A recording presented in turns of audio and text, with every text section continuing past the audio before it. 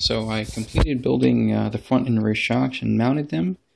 From this point forward, the rest of the assembly is really just installing the electronics, installing the body, the wing, the gear cover, and the wheels and tires. So basically the chassis the base chassis is complete here. From the last video, really all I had to do was install or assemble and install the shocks. So as far as the shock assembly went, it wasn't bad.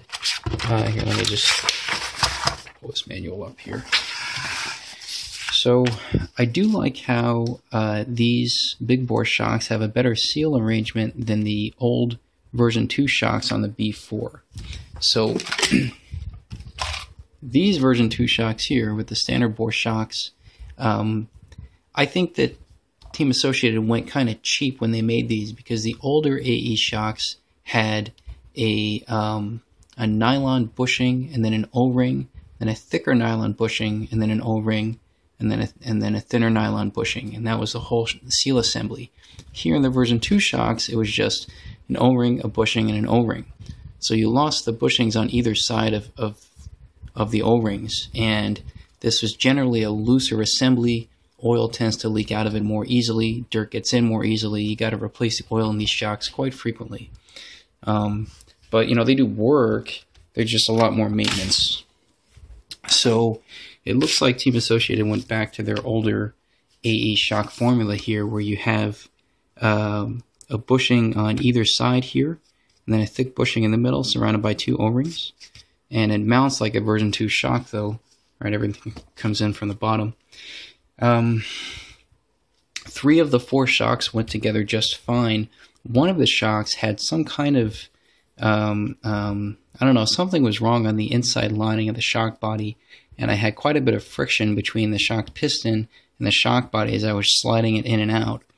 I don't know if there was a problem with the machining of that particular shock body, but it took me, I had to basically kind of use a 1000 grit sandpaper to finely sand around the outer edge of that particular shock piston. I didn't do too much because towards the top of the shock body it was traveling fine, and I didn't want to make too much of a gap there at the top. But strangely enough, after I assembled the shock, it seemed to be okay. So that's one problem I had here. One of the shock bodies, I guess it was defective, for lack of a better term. Another thing is when you put the shock pistons onto the shock shaft here, it's just a standard assembly where you have an E-clip surrounding the top and bottom of the piston, and there's a little bit of play between the piston and the upper and lower E-clip.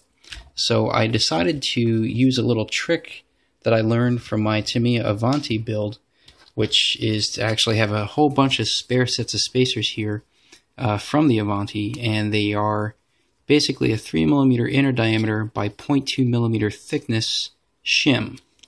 And you take this and you install the bottom E-clip, put one of these shims over the bottom E-clip, then the piston, and then the top E-clip, and that piston is in place much more firmly. It's not going to have any play going in the vertical direction.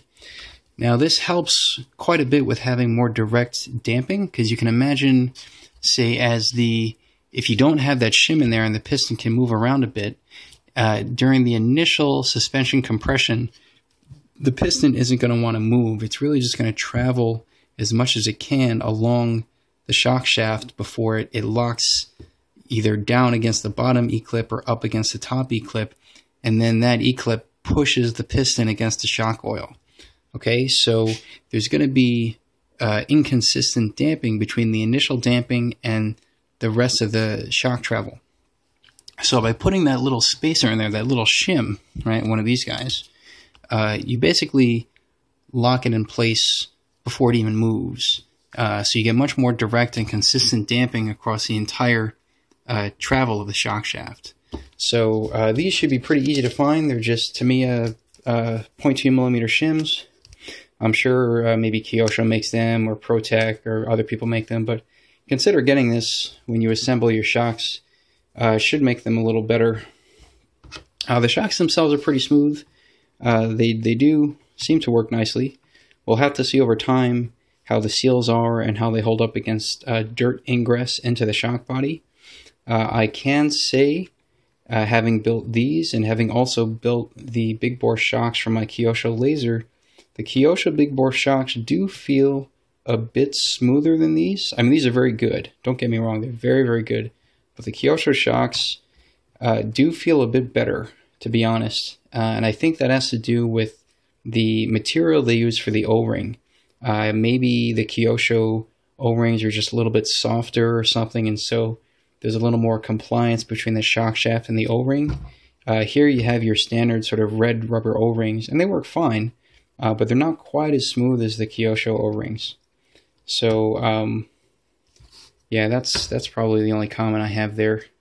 So overall, this build went very, very smoothly. I got most of this together in one evening. The shocks I did the following day.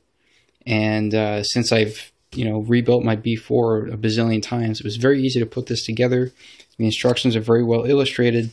There's no real serious complaints that I have here. Overall, an excellent build. I will have to take some time to install the electronics, paint the body and everything. Maybe in a couple weeks' time, I'll be able to come back with an initial overview or review of the chassis and how it feels relative to the B4. So I hope you found this video series informative and enjoyable. And any questions or comments, please post below. And thanks for watching.